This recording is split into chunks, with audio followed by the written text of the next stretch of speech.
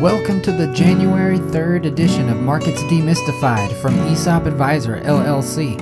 I'm your host and the owner of ESOP Advisor, Jonathan Oden. This edition, growth and income, the two types of investments.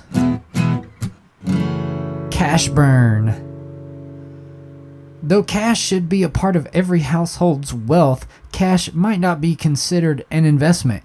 Investments usually involve appreciation in value or provide some sort of percentage-based return on your invested principal. However, depending on the circumstances, cash might not provide either of those qualities. If cash sits idle in a non-interest paying account, the cash will lose purchasing power over time as inflation erodes its value. In the current times of restrictive monetary policy from the Fed, along with the accompanying increase in short-term interest rates, cash in savings accounts or money market accounts may provide a return that outpaces inflation.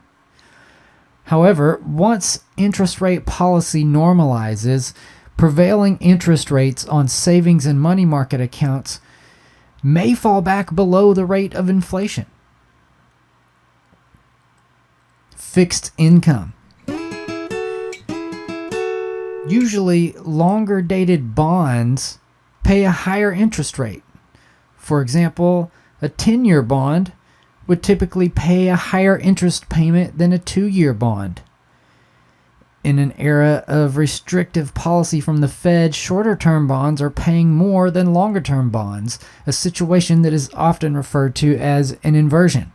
Currently, the highest yielding bonds are short-term treasury bills with durations of less than a year, which are currently yielding an annualized rate of around 5%. As the yield on a bond will remain the same as long as it is held, bonds are often referred to as fixed income investments.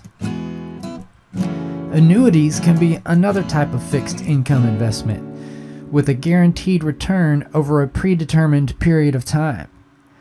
Pensions are a type of annuity as they pay a set amount. The guaranteed payout of fixed income investments can be an attractive feature, though depending on the rate of return, the gains may or may not match or outpace inflation. Also, for some investors, the returns may not provide much assistance in covering costs of living during retirement. Growth.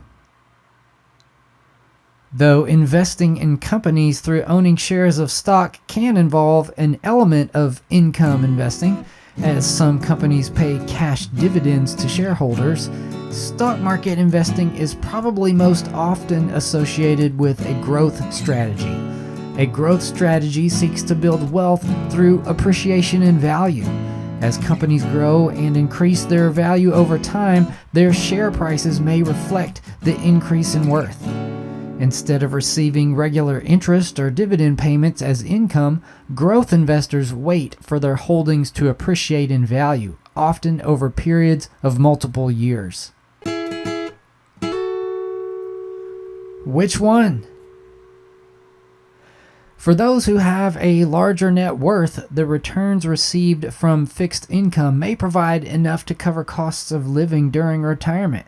For example, a household with $1 million invested in fixed income investments that earn 3% per year would make $30,000 annually.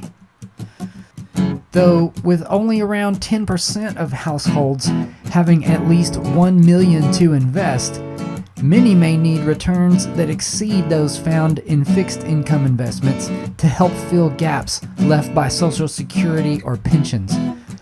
Though the stock market involves a much higher level of price volatility than fixed income investments, stocks may provide an opportunity for long-term retirement investors to grow their wealth enough to make a financial difference once they stop working.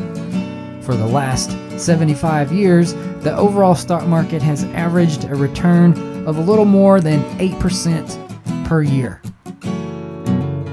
Thank you for listening to Markets Demystified from ESOP Advisor, LLC, where we relate investing to personal money management. Visit us on the web at esopadvisor.com. That's esopadvisor.com or call us at 940-268-4161. The preceding information is not meant as individual investment, legal, or tax advice. ESOP Advisor LLC advertisements are for informational purposes only and are not recommendations to buy, sell, or hold any asset. All investments involve risk, and the past performance of a security or financial product does not guarantee future results or returns. While diversification may help spread risk, it does not assure a profit or protect against loss. ESOP Advisor LLC does not provide tax or legal services.